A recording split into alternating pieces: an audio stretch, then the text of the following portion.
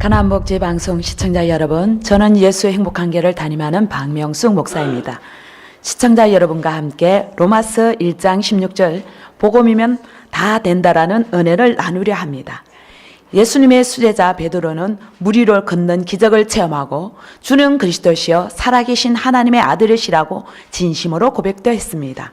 또 예수님이 십자가에 죽으시고 살아나실 것이라고 했는데 베드로는 죽으시면 안 된다고 끝까지 따라간다고 했습니다. 그러나 베드로는 예수님의 십자가 앞에서 예수님을 모른다고 저주하며 맹세까지 하고 3번이나 예수님을 부인하는 신앙이 근본이 완전히 무너져 버렸습니다. 다른 제자들도 마찬가지로 많은 기적과 이적을 체험하고도 보기도 했지만 제자들이 예수님의 십자가 앞에서 싹 다 도망갔습니다. 그러던 제자들이 어떻게 목숨을 거는 순교의 신앙이 되었을까요? 로마서 1장 16절에 복음은 모든 믿는 자에게 구원을 주시는 하나님의 능력입니다. 그래서 복음은 이 세상 어떤 사람도 변화시킬 수 있으며 어떤 문제도 다 해결할 수 있습니다.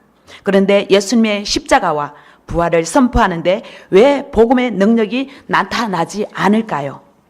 요나의 표적, 즉 부활밖에 없다는 말씀.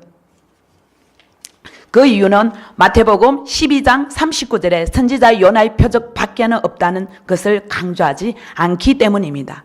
스기가가 바리새인들이 예수님께 당신이 그리스도라는 사실을 믿을 수 있는 표적을 요구했을 때 예수님은 선지자 요나의 표적밖에는 없다고 말씀하셨습니다.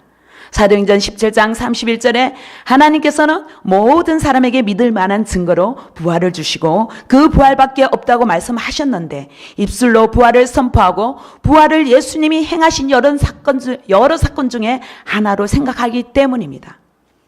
부활을 부활절에나 설교하는 주제로만 정도만 생각하면 부활의 능력이 나타나지 않습니다. 요나의 표적밖에는 없다는 말씀을 통하여 부활이 얼마나 중요한지를 깨닫고 사도들처럼 성령의 권능으로 부활을 선포할 때 놀라운 역사들이 일어납니다. 말씀에 능력이 나타나지 않는 것은 요나의 표적, 즉 부활밖에는 없다는 말씀을 붙잡는 것이 얼마나 중요한지를 인지하지 못하기 때문입니다.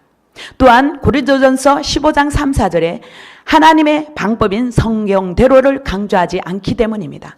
많은 사람들이 병고침, 은사, 방언, 환상, 기도응답 등 자신들이 경험한 체험들을 가지고 하나님의 살아계심과 자신의 구원을 확신합니다.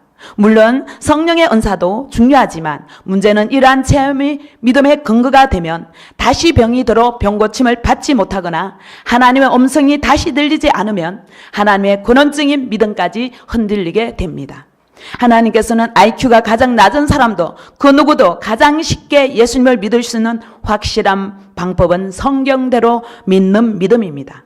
하나님께서는 예수님이 성경대로 죽으시고 성경대로 부활하셔서 성경대로 구약의 모든 예언을 완벽히 성취하신 예수님의 바로 하나님이시며 성경의 모든 말씀은 반드시 이루어지는 하나님의 말씀임을 확증하셨습니다. 하나님의 방법인 성경대로 접근하게 되면 흔들리지 않는 믿음을 갖게 됩니다.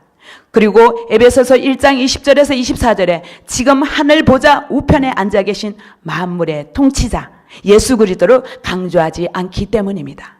부활을 통해 예수님은 만물의 통치자라는 것을 확실히 확증해 주셨습니다. 그런데 우리의 신앙생활이 십자가에만 머무르게 되면 모든 말씀을 내 힘으로 지켜보려고 애쓰게 되고 결국 신앙 자체가 힘들어집니다. 십자가에서 죽으신 분도 부활하신 분도 그리고 성천하신 분도 하늘 보좌 우편에 앉아 계신 분도 모두 동일하신 예수 그리스도입니다. 그래서 예수님을 믿는다는 것은 마음의 주인으로 예수님께 굴복하는 것입니다. 굴복은 통치의 시작이며 예수님께서 말씀을 우리로 통치하십니다. 이것이 신앙생활에서 가장 중요합니다. 이 시대의 유일한 희망, 부활의 복음으로 모든 열방이 주께 돌아오기를 간절히 소망합니다. 감사합니다.